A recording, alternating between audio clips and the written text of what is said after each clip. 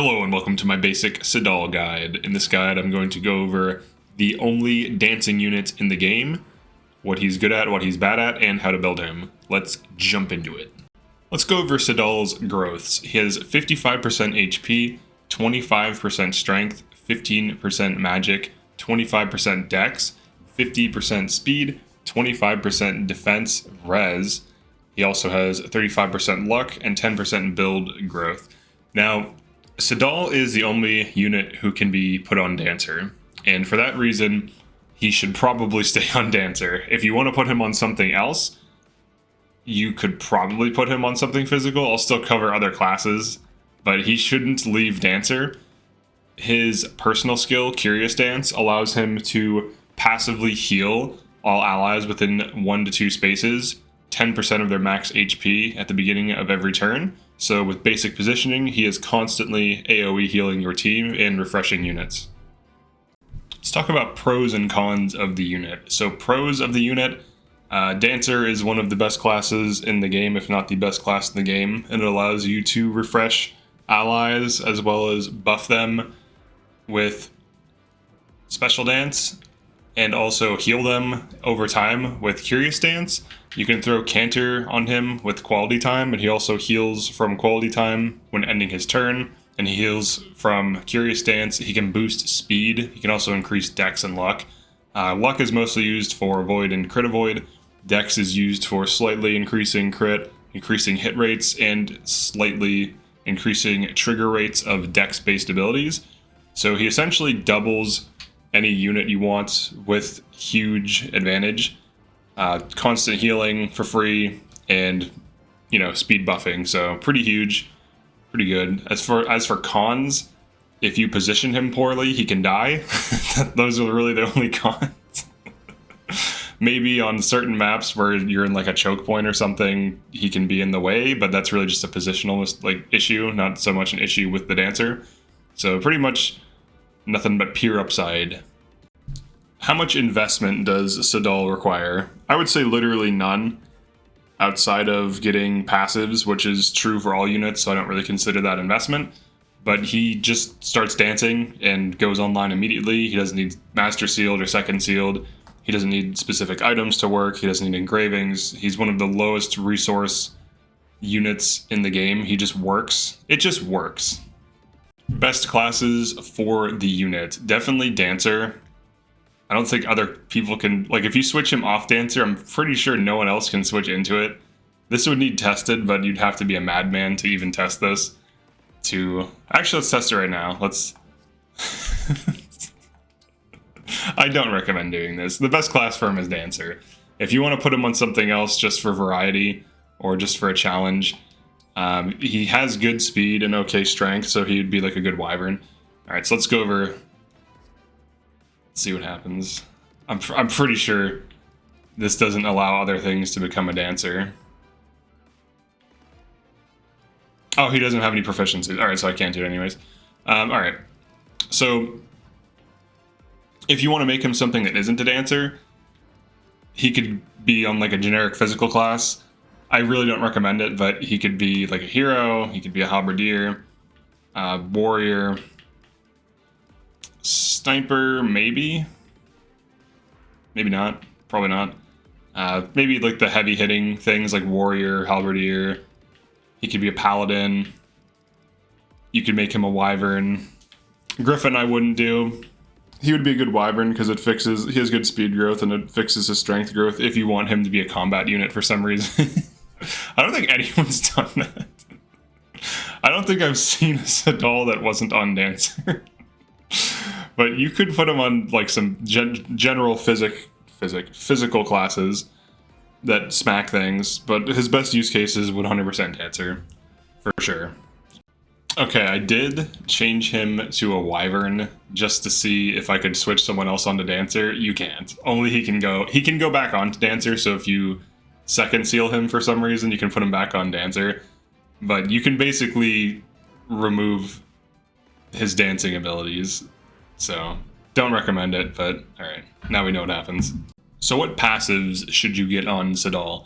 In my opinion, he should always have Canter. There's no reason for him not to. It just increases his mobility. It allows him to reposition. He can move in and move out.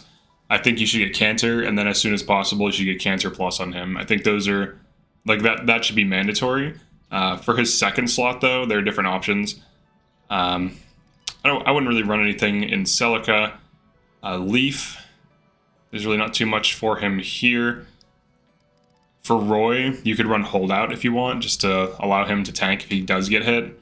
He's usually fast enough to not get doubled, but he in some cases can get one shot, so he shouldn't even be getting hit really, but if you want to put this on him to make him more durable, you could. On Lynn, there's really nothing I recommend running here. On Erica, the only thing I'd recommend is Gentility, but Canter's better. It's very expensive, and you're better off just not getting hit to begin with. For Ike, there's really nothing too useful.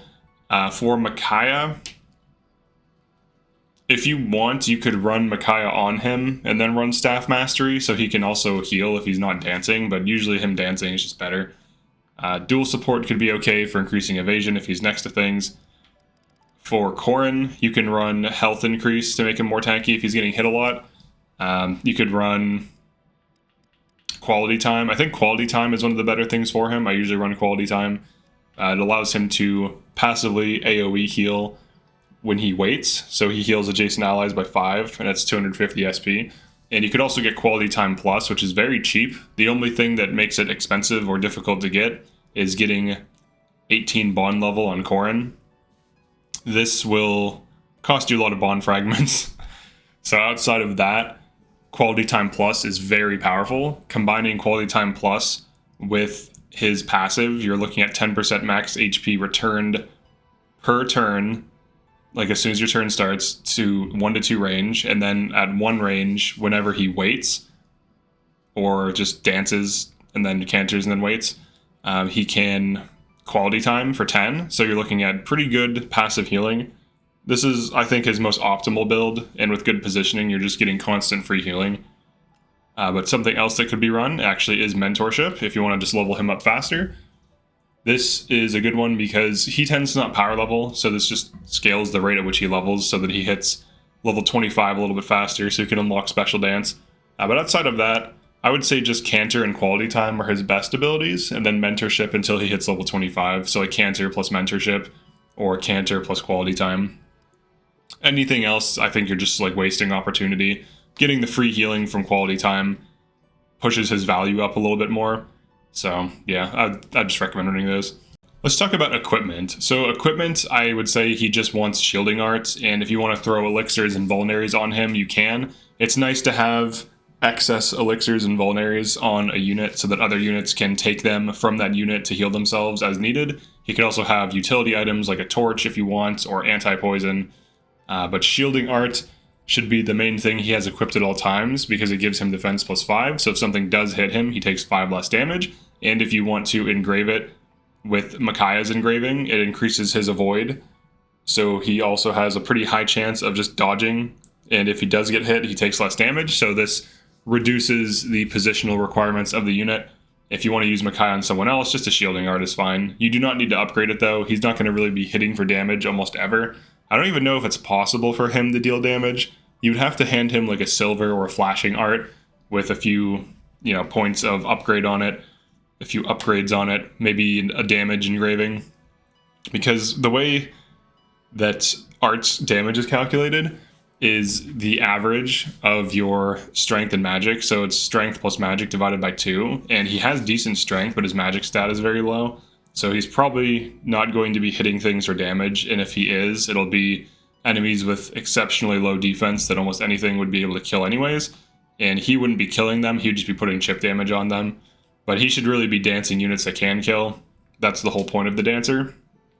But for equipment, I would just say some utility items, some healing items. You can throw a staff on him so that other units can take it from him as needed. So he kind of acts as like a mini convoy.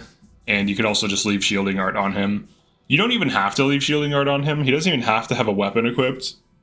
He shouldn't be fighting anything ever, to be honest. So you can just have him full of like utility items and then he just dances the whole time. And that's totally fine as well. So that's it for my Seadall guide.